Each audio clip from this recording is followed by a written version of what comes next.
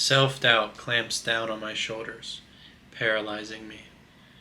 I scream in terror, but he doesn't seem to care. He continues to torment, interlocking another set of his hands over my mouth. Devoid of motion and speech, I cry. I cry and cry till my eyes run dry, and then I cry some more. A score of seconds it lasts, but then it flutters into the past. From the puddled accumulation of my tears, a flower grows and blossoms.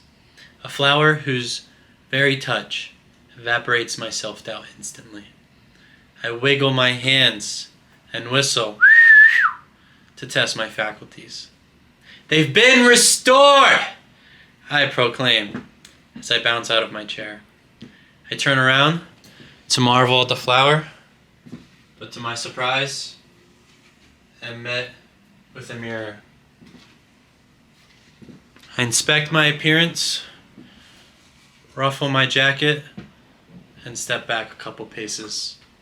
I notice two doors on either side of the mirror. They both have a 3-word phrase hanging above their mantle. The one on the left reads, "For the bold." The one on the right reads, "For the timid." I walk a few places to the left, whichever side it is, and scan the handwritten disclaimer on the front of the left door.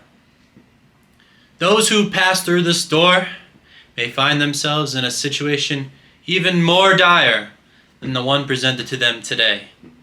But they may also find themselves intertwined with a version of themselves they could have only imagined about in their wildest dreams. This is the dichotomy of the growth-minded individual. Enter at your own discretion. I turn the knob of the door, step through the archway, and never look back. The end. That was a poem I wrote last night called The Journey of Growth.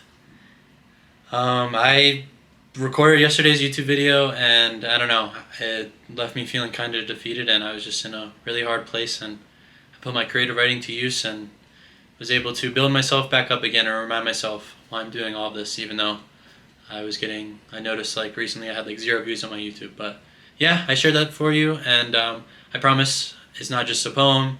Today is the day based on creativity, and so let's dive into how I will turn this amalgam of interesting words that I crafted last night into today's performance metric.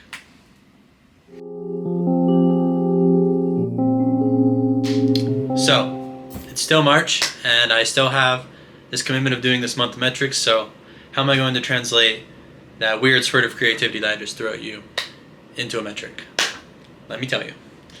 So yeah, I was brainstorming last night after feeling defeated, and after I came up with that poem, I figured that if I could accrue enough moments like that where I have these little small wins that keep me going toward a really hard task, that would be like this hidden multiplier in either business or whatever creative pursuit that just amplifies all the progress and learning that you're doing. And so it's nothing tied to money or any sort of, it's just like that small win that you find that like really like boosts your like spirit. Like that's why we do this stuff, right? So yeah, coining it Matera's Muse Multiplier.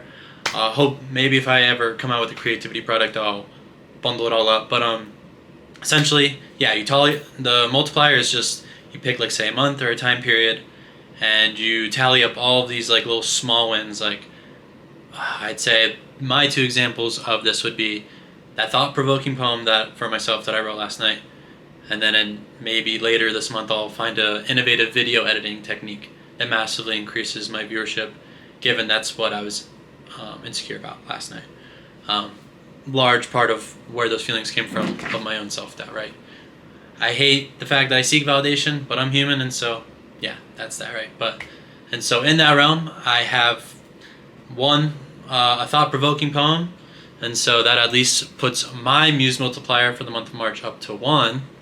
But then there's also something else within this realm, and I remember, I think it was the very first Tuesday Muse Day, even though I forget if I called it that then, But I coined Tuesday as like the day for creativity, and back then I think the metric was like creative compliance percentage or something, where you set out like a schedule, right? And so I think the example I used was creatively writing for 1 hour each night and then tracking that, right?